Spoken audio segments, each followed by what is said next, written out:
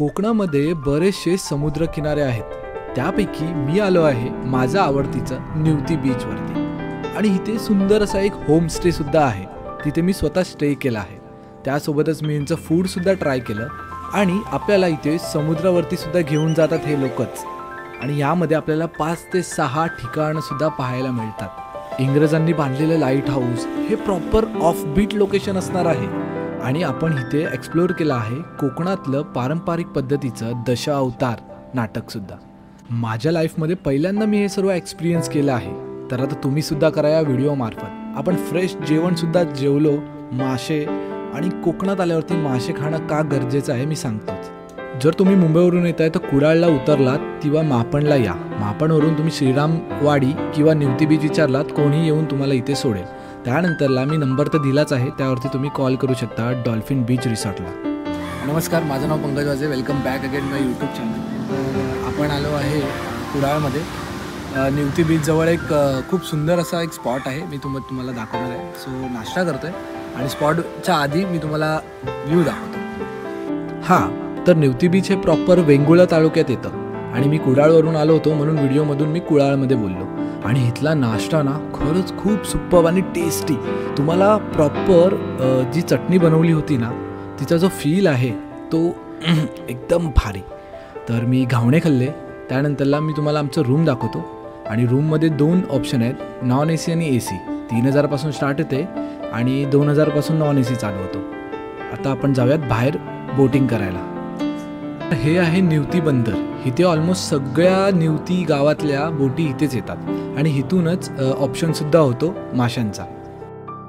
तुम्हाला बोललो होतो नाश्ता करून आपण बोटिंग म्हणजे वॉटर ॲक्टिव्हिटीज करायला जाणार आहोत। तर इथे असे 5 ठिकाण आहेत, तर ते आपल्याला दादा सांगेलच। सो चला जाऊया। नमस्कार, माझं नाव चैतन्य मेहतर आहे। माझं निवतीमध्ये डॉल्फिन बीच रिसॉर्ट आहे, बीच टच। आणि इथे आम्ही तुम्हाला वॉटर ॲक्टिव्हिटी वगैरे सगळं अवेलेबल। सो चैतन्य दादांनी आपला खूप सुंदर असा वेलकम केला आणि लाईफ जॅकेट सुद्धा घातलं। त्यानंतरला पाण्याची बॉटल सुद्धा दिली जाते आपल्याला। तुम्ही जर 10 जण येत आहे तर 6000 मध्ये तुम्हाला 5 ते 6 ठिकाण पाहायला मिळतील। आणि यामध्येच आपल्याला सर्वात ओल्डेस्ट लाईट हाऊस पाहायला मिळतो आणि आपला नवीन बांधलेला लाईट हाऊस सुद्धा। बाहेर कंट्रीमध्ये मी फक्त हे व्हिडिओज पाहिले होते असे, आणि मी खरंच आता अनुभवत होतो। आणि खरं म्हटलं तर आपल्या कोकणामध्ये इतकी सुंदर जागा होती हे मला माहितीच नव्हतं। मस्त आराम आणि मजा करत करत आम्ही पोचलो लाईट हाऊस जवळ। लाईट हाऊस पाहण्याची एक्साइटमेंट तर होतीच, पण आधी आपण सीगल बेट पाहूया। सो आता आपण जिथे पोचलो आहे ते सीगल बेट आहे, त्या साईडला हे सीगल बेट आहे। आणि तिथे MTDC अप्रुव्हल तुम्ही बोटिंग करू शकता, तुम्ही वॉटर ॲक्टिव्हिटीज करू शकता, बट मे बी ते खूप एक्सपेन्सिव्ह असेल। आणि आता आपण जातोय जिथे स्वीट बर्ड असं म्हटलं जातं। स्वीट बर्ड ना, स्विगल बेट आणि स्वीट बर्ड, हां स्वीट पक्षी बेट असं म्हटलं जातं आणि स्विगल बेट पण असं म्हटलं जातं। मराठीमध्ये या पक्षीला पाखोळी असं म्हटलं जातं। आणि ह्या पक्षीच्या तोंडाने जी लाळ येते, म्हणजे त्याने तो घरटं बनवतो, त्याने एक सूप तयार होतो, तो चायनामध्ये खूप प्रसिद्ध आहे। म्हणजे या पक्षीच्या लाळीने सूप तयार होतो। तर पुढे आपण पाहूयात कसं आहे बेट। इथे एक आहे ना गुहा आहे, त्या गुहेमध्ये असं म्हटलं जातं की केरळातले काही लोक होती, त्यांनी या पक्षीचं म्हणजे घरटं आहे ते त्याचं हे स्मगलिंग करायचे, तेव्हा त्या एका काळी त्यांना खूप जणांना इथे पकडलं होतं। आपण इथून आलो स्वीट लेकच्या इथून, ते बघा गुफा दिसते खाली। आता आपण न्यू लाईट हाऊसला जाणार आहोत आणि इथेच ते म्हातारीची काय म्हातारीची काय आहे, चूळ, म्हातारीची चूळ आहे, पिचकारी। हा चूळ म्हणजे प्रॉपर याच्यात चूळ म्हणतात, पिचकारीला चूळ। तर आपण जसे पाणी पिल्यावर चूळ भरतो तसं पिचकारीसारखं म्हातारीचा एक स्पॉट आहे। सो ते आपण दाखवणार। तर लाईट हाऊस बघा, वाव, वेंगुर्ला लाईट हाऊस म्हणजेच वेंगुर्ला दीपगृह। वेंगुर्ला लाईट हाऊस 2 आहेत, त्यापैकी आपण हे जे पाहतोय ते नवीन लाईट हाऊस आहे। 1931 मध्ये जॉन ओसवँड याने हे नवीन लाईट हाऊस बांधले निवतीच्या इथे। आणि या बेटावरती 12 ते 13 घरं बांधलेली आहेत त्या काळातली, अजूनही तुम्ही पाहू शकता। आणि हे लाईट हाऊस ना 90 वर्ष जुने आहे आणि अजूनही कार्यरत आहे हे, म्हणजे अजून याचा यूज केला जातो. आता आपण हेच लाईट हाऊस थोडंसं जवळ जाऊन पाहणार आहोत. पण पाहतानाच विचार येत होते मनात, अरे हे कसं बांधलं असेल आणि काय त्यांची जिद्द असेल बांधायची. खरंच खूप भारी होतं हे. या लाईट हाऊसच्या अगदी शेजारीच म्हणजे ह्याच लाईट हाऊसच्या इथे म्हातारीची चूळसुद्धा आहे. हे आपण एक स्पॉट पाहिलं इथे आणि हा एक्सपिरियन्स खूप भारी होता. सो आता आपण जे बघतोय ना ते नवीन लाईट हाऊस आहेत आणि या लाईट हाऊसच्या म्हणजे अवतीभोवती छोटे छोटे जे घरं दिसत आहेत ना ते त्या टायमाला ब्रिटिश लोकांनी बांधलेली घरं आहेत. सो आता जो आपण लाईट हाऊस पाहतोय ते सर्वात जुना लाईट हाऊस असं म्हटलं जातं. 18व्या शतकातला ब्रिटिशांनी बांधलेला. आणि ह्याच लाईट हाऊसवरती जेव्हा ब्रिटिश लोक राहत होते आणि जेव्हा बोटी येत होत्या तेव्हा ते लाईट नव्हती, तेव्हा हे आग लावायचे या बेटावरती. म्हणजे समोरच्या बोटींना समजून यायचं की इथे काही खडक आहे किंवा दगड आहे, तर हे असं सिग्नल असायचं. आता आपण जिथून जातोय ते साहसी रॉक स्पॉट आहे आणि म्हणजे आपल्या दोन्ही साईडला रॉक आहेत आणि मधून आपली बोट जाते. आणि हा जो व्ह्यू आहे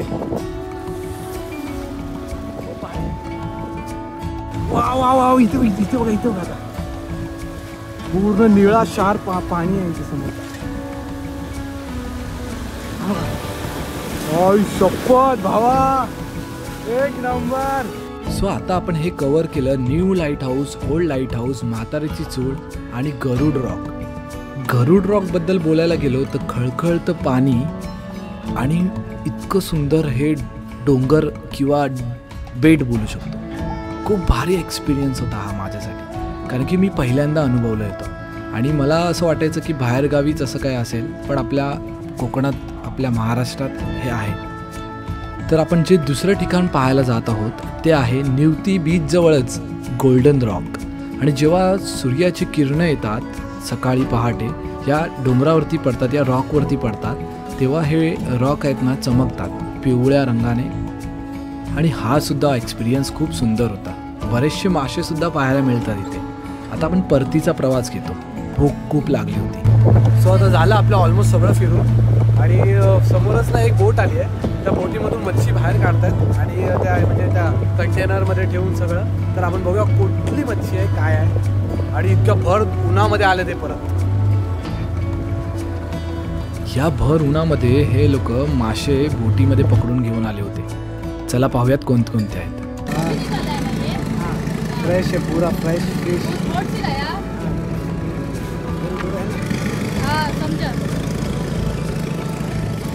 किती कंटेनर आहेत बघा.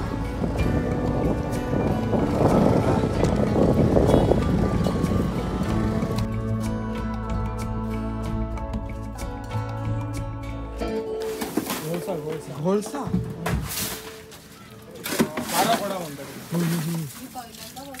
सगळ्या माशांनी हा मी पहिल्यांदा बघतोय. हा कुठला बांगडा.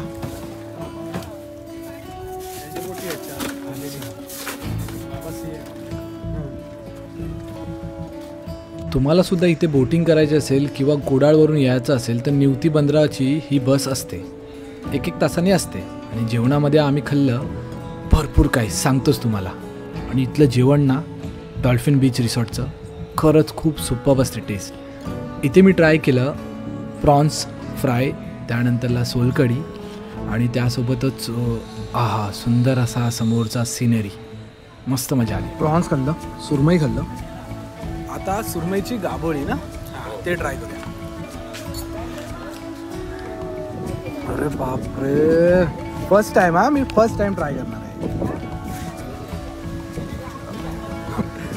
पहिलं लिंबू असं पिऊया. गाबोळी मी लाईफमध्ये पहिल्यांदा खात होतो, इतकी मोठी म्हणजे सुरमईचं. आणि खरं म्हटलं तर लिंबू पिळून जी टेस्ट लागत होती ना, आहा म्हणजे काय सांगू, बेस्ट होतं, बेस्ट. काका नमस्कार, काय एक्सपिरियन्स तुमचा? यांना विचारा, आम्ही नाही माहिती त्यांना सांगा. सांगा, तुम्ही सांगा. अतिशय अप्रतिम, एकदम घरच्या माशासारखी चव आहे आणि एक शब्दात म्हणू शकत नाही. आणि तुमची किती वेळा म्हणजे तुम्ही इथे आलात, विजिट किती वेळा झाले? 2007 साली आली. अच्छा, तेव्हापासून आणि एकदम घरचे असल्यासारखं हॉस्पिटॅलिटीच्या बाबतीत तर प्रश्नच नाही. अच्छा. त्यामुळे मी रेकमेंड लोकांनी यावं आणि इथला आस्वाद घ्यावा. महत्वाचं म्हणजे तुम्हाला मासे एकदम फ्रेश मिळतात. हां, कोकणी जेवणाचा आस्वाद. आस्वाद त्यासोबत सोलकढी. हो. तर आता जस्ट म्हणजे उठलो, ड्रोन शॉट घेतले चहा प्यायला आणि हा समोर आपला सनसेटचा हवाला व्ह्यू आहे. त्यांची बोट उभी आहे आणि असा मस्त समुद्र किनारा आहे जिथे कमी क्राऊड आणि एकदम निवांत तुम्ही येऊ शकता. जर फॅमिली फ्रेंड्स यायचा प्लॅन करताय ना तर सर्वात बेस्ट असणार आहे. सो संध्याकाळच्या जेवणामध्ये कोळंबी फ्राय आहे, बांगडा आहे, बांगड्याची साईज बघा, आणि हे आहे भुर्जी, सलाड, आणि हा खेकडा आहे. तुम्ही विचारतो काय बोलतात, पण आता टेस्ट करूया, खाऊया. पहिलं मी ते शिंपल्यांचं आहे ना ते ट्राय करतो.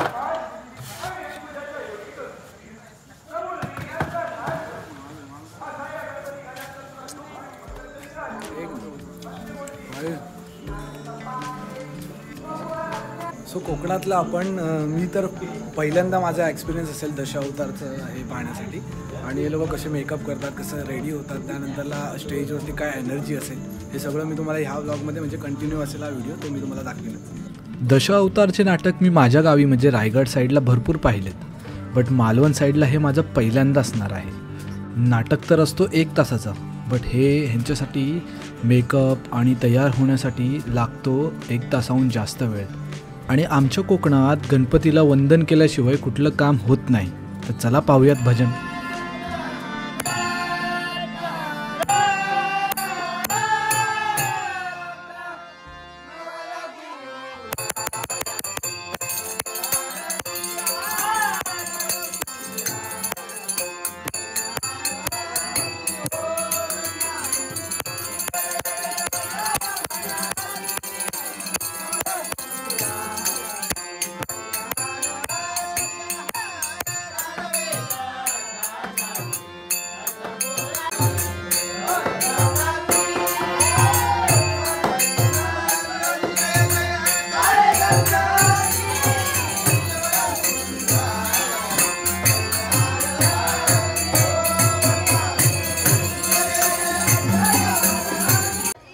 तर नाटकाबद्दल मी थोडक्यात सांगतो. एक राजा असतो, त्याची पत्नी असते, तिला मुलं नाही होत असतात. त्यासाठी ती पत्नी स्वतःच्या बहिणीचं लग्न राजासोबत लावून देते. त्यानंतर त्यांना एक छोटासा गोंडस मूळ होतं, मुलगा होतो. तर पहिल्या बायकोला असं वाटतं की प्रेम कमी झालं आहे माझ्यावरचं, तर तिला राग येतो. त्यानंतर त्या रागामध्ये भर पडण्यासाठी प्रधान ते अजून मीठ किंवा विष काळवतो. हे सर्व नाटक पाहता पाहता मी चणे शेंगदाणे घेऊन गेलो होतो. मी म्हणजेच परी घेऊन आलो होतो. त्यानंतरला ह्यांच्यामध्ये खूप मोठं युद्ध होतं. राजा आपल्या दोन्ही पत्नींना भरपूर मारतो. त्यानंतरला देवदेवता येतात, राक्षस दानव सगळे खाली उतरतात आपल्या धर्तीवर आणि त्यांच्यामध्ये सुद्धा युद्ध होतं. तर राजा आणि दुसऱ्या राक्षसाचं युद्ध चालू होतं. काही शिल्लक गोष्टीवरून हाणीमारी म्हणजे तलवार चालू होतं. तर ह्या म्हणजे हे डान्स पाहून त्यानंतरला त्यांची ही एक स्टोरी लाईन पाहून ना खूप भारी वाटलं. म्हणजे तेव्हा आपल्या कोकणामध्ये TV नसेल, काही नसेल, तर ह्या दशावतार ह्या नृत्याला, या नाटकाला किती डिमांड असेल ते आता मला समजून आलं. आणि एकही जण मोबाईल यूज नव्हता करत, फक्त व्हिडिओग्राफीसाठी बाकी सर्वांनी मोबाईल साईडला ठेवले होते. त्यानंतर स्टोरीमध्ये जी राजाची पहिली बायको असते तिने त्याच्या मुलाचा, राजाचा छोटा मुलगा होतो ना, त्याचा ती मारून टाकते, चाकूने मारते, म्हणजे वध करते. त्यानंतरला राजाला खूप राग येतो आणि दुसऱ्या बायकोला सुद्धा राग येतो. आणि तिची जी पहिली बायको असते तिला स्वतःला पश्चातापच नव्हतं होत की हे मी काय चुकी केली आहे काय असं तसं. पण त्यानंतरला बाळाचा शेवट करूनही बाळ जिवंत तो कसा, या प्रश्नाची उत्तरं तुम्हाला हवी. पहा समोर दिसलेली शिव शिवाय आणि या शिव सरोवरात ओम नमः शिवाय, ओम नमः शिवाय, ओम नमः शिवाय, ओम नमः शिवाय, ओम नमः शिवाय, ओम नमः शिवाय, ओम नमः शिवाय, ओम ओम नमः शिवाय हरि ओम नमः शिवाय नमः शिवाय नमः शिवाय. सो नाटक बघितल्यानंतरलाच रात्री आपण कुडाळ हायवेला पोचलो आणि बस पकडली मुंबईसाठी. तर नेक्स्ट व्हिडिओसाठी stay tune. Thank you so much.